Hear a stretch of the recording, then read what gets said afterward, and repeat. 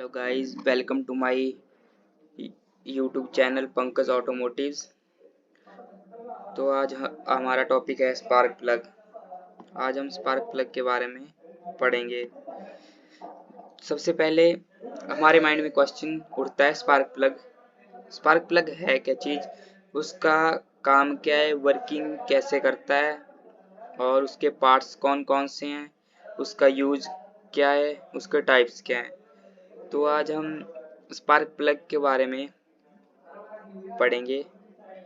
सबसे पहले spark plug is a device mainly used in internal combustion engine of automobile.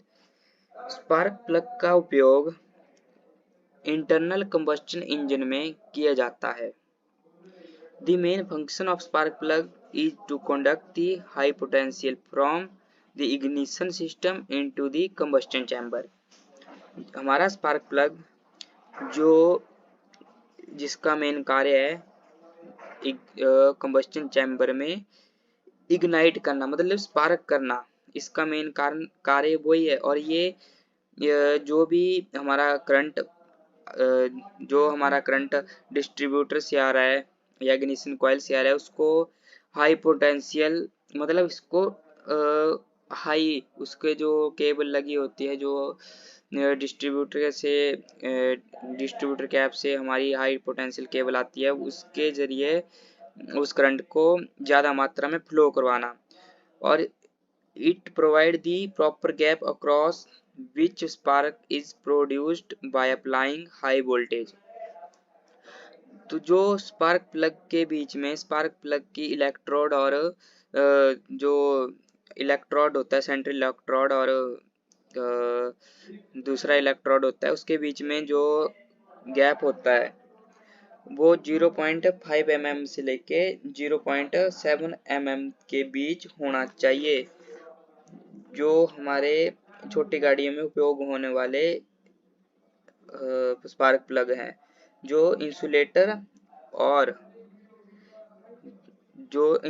और centre shaft, जो हमारा इलेक्ट्रोड है, सेंटर इलेक्ट्रोड, उसके बीच में गैप होना चाहिए, वो 0.5 mm से लेके 0.7 mm, या जो थोड़े बड़ी गाड़ियों में यूज होने वाले स्पार्क प्लग हैं उनमें 0.7 mm से 0.11 mm के बीच होना चाहिए। और स्पार्क प्लग का मेन काम है कि हमारी जो गाड़ी के अंदर जो एयर प्लस फ्यूल का मिक्सचर आया होता है, उसको स्पार्क के जरिए जलाना, उसको स्पार्क करके उसको जलाना, उसका मेन कार्य यही होता है। और necessary condition of spark plug क्यों जरूरी है। स्पार्क प्लग जैसे आप देख रहे हो, it must with standard peak pressure up to at least 55 bar, एक बार इक्वल टू 1,00,000 पास्कल। तो आप आइडिया लगा सकते हो कि जहाँ पे एक बार 1,00,000 पास्कल के बराबर है, तो जो 55 बार होगी उसको आप काउंट करके देख सकते हो। वो एक बार मतलब 55 बार, और जो एक बार है वो 1,00,000 पास्कल के बराबर है, तो 55 बार कितने पास्कल के बराबर होगी आप काउंट करके देख सकते हो।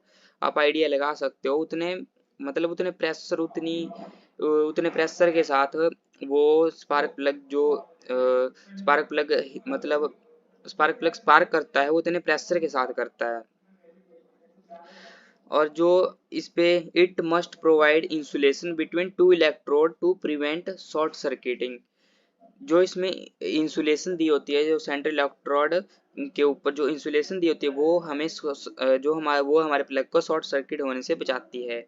It capable high temperature to the tune of 2000 degree Celsius से लेके 2500 degree Celsius over long periods of operation. इसका टेम्परेचर 2000 डिग्री सेल्सियस से लेके 2500 डिग्री सेल्सियस तक पहुंच सकता है। और it must offer maximum resistance to erosion, burning away of the spark point irrespective of the nature of fuel used. इसको जलाने का मेन पर्पज यही है कि जो हमारा फ्यूल होता है उसको प्रॉपर तरीके से वो जल पाए, इस स्पार्क प्लग का मेन फंक्शन यही है, prevent or ignition and detonation process. इसके जरिए स्पार्क प्लग के जरिए हमारी जो इग्निशन होती है उसमें डेटोनेशन प्रोसेस भी होती है। Pre ignition and detonation process दोनों हो सकती है। Gas tight joint between the insulator and metal part. जो गैस टाइट जॉइंट होता है वो इंसुलेटर एंड मेटल पार्ट के ऊपर लगे होते हैं। इसकी कंस्ट्रक्शन इस प्रकार है, जैसे इसमें इसको बनाने के लिए जो हमारा स्पार्क प्लग होता है उसको बनाने के लिए mainly porcelain, mild steel and nickel का उपयोग किया जाता है। और spark plug gap easily checked by, spark plug gap को इजीली आप फिलर गेज के जरिए चेक कर सकते हैं।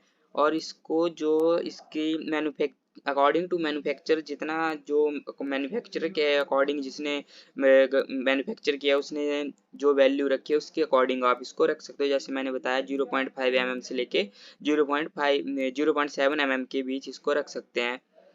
It adjusts the touch by earth electrode. No binding force should be applied on the center electrode for adjusting the gap. इसको जो हमारा इलेक्ट्रोड होता है उसको बाइंड किया होता है और जो सेंटर इलेक्ट्रोड के साथ जो इसका गैप है वो एडजस्ट करना पड़ता है। Porcelain is commonly used as insulating material in spark plug. और जो इसमें इंसुलेटर होता है, इसका जो इंसुलेटर बना होता है जैसे ये है, वो मेनली पोर्सलिन से बना होता है। इसका मटेरियल मेनली पोर्सलिन का होता है। आप नोट कर सकते हैं, आप जैसे देख पा रहे होंगे, आप यहाँ से नोट भी कर सकते हैं। मैं बीच बीच में बोल रहा हूँ नहीं तो वीडियो लंबी हो जाएगी। मेनली पार्ट यूज, जो इसमें मेन पार्ट्स होते हैं वो क्या क्या यूज होते हैं, तो इसमें जैसे terminal, insulator, centre electrode, side electrode, copper gasket, ये आप सब यहाँ डायग्राम में देख पा रहे होंगे। आप यहाँ से नोट डाउन कर लेना क्या क्या जो मैंने पार्ट्स बताए, वो जैसे कनेक्टर, इंसुलेटर, सेंटर इलेक्ट्रोड और जो भी है वो आप सब नोट कर लेना। बाकी आपको आगे भी डायग्राम्स मिलेंगी।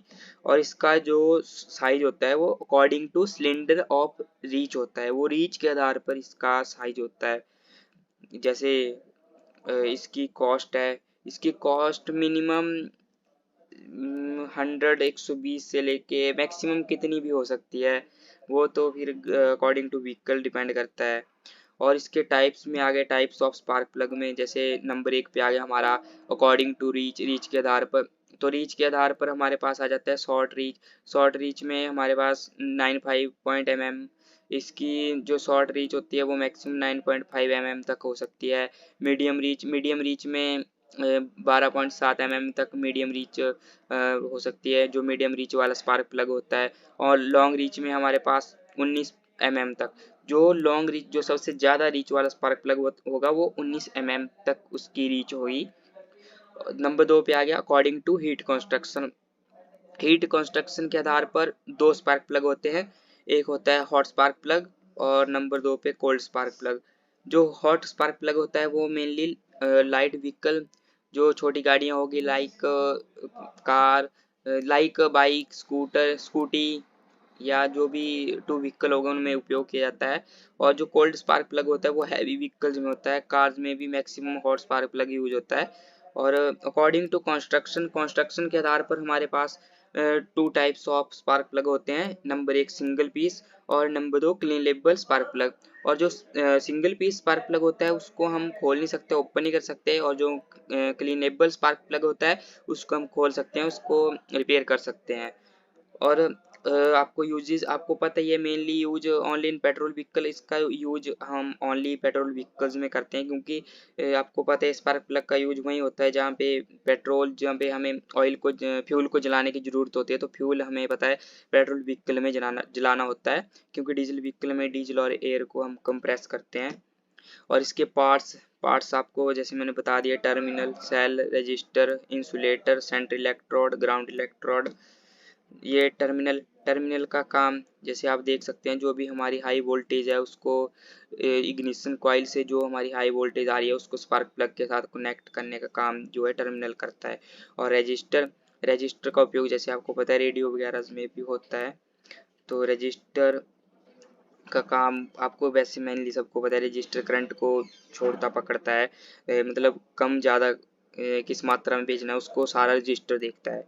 और सेल, सेल जैसे एक ये हमारा सेल है, तो सेल का उपयोग होता है ये इसमें हेड, इसमें जो थ्रेड्स कटी होती हैं वो थ्रेड्स हेड पे इसको असेंबल करने का काम करते हैं। इसमें चूड़ियाँ कटी होती है जिसके जरिए हम इसको हेड पे मतलब फिट कर सकते हैं। इसको कसने के लिए जैसे आप देख रहे होंगे इधर प्लग सेल, सेल का उपयोग इसमें हम इसको कसने के लिए करते हैं।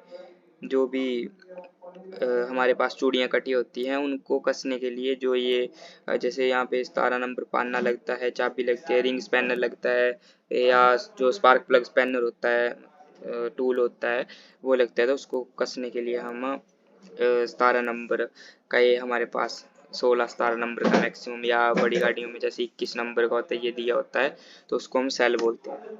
इंसुलेटर, इंसुलेटर हमारा, इंसुलेटर जैसे ये जो भी बार बार आपको देख रहे होंगे ये सारा इंसुलेटर है। और इंसुलेटर का मेन फंक्शन वही होता है कि वो इसको शॉर्ट होने से बचाता है। इलेक्ट्रिकल इंसुलेशन सेंट्रल इलेक्ट्रोड के बाहर लगा होता है, और ये सिरामिक इंसुलेटर, इसको सिरामिक इंसुलेटर भी बोलते हैं। उसके बाद सेंट्रल इलेक्ट्रोड, सेंट्रल इलेक्ट्रोड ये है हमारा सेंट्रल इलेक्ट्रोड जो करंट को पास करने का काम करता है, वो करंट को पास करने का काम करता है, इसको सेंट्रल इलेक्ट्रोड बोलते हैं। साइड एंड ग्राउंड इलेक्ट्रोड, ये आ गया हमारा ग्राउंड इलेक्ट्रोड, ये आप देख रहे होंगे ग्राउंड इलेक्ट्रोड। इन दोनों के बीच हमें 0.5 mm से लेके 0.7 mm तक गैप रखना होता है। थैंक यू गाइस, आपको मेरी वीडियो कैसी लगी लाइक कमेंट जरूर करना, और कमेंट करके जरूर बताना। मेरे पेज को फॉलो जरूर करना, और आने वाली और वीडियोस के लिए बेल आइकन को जरूर प्रेस करना, जितना हो सके उतना वीडियो को शेयर करना। और थैंक यू, मिलते हैं अगली वीडियो में।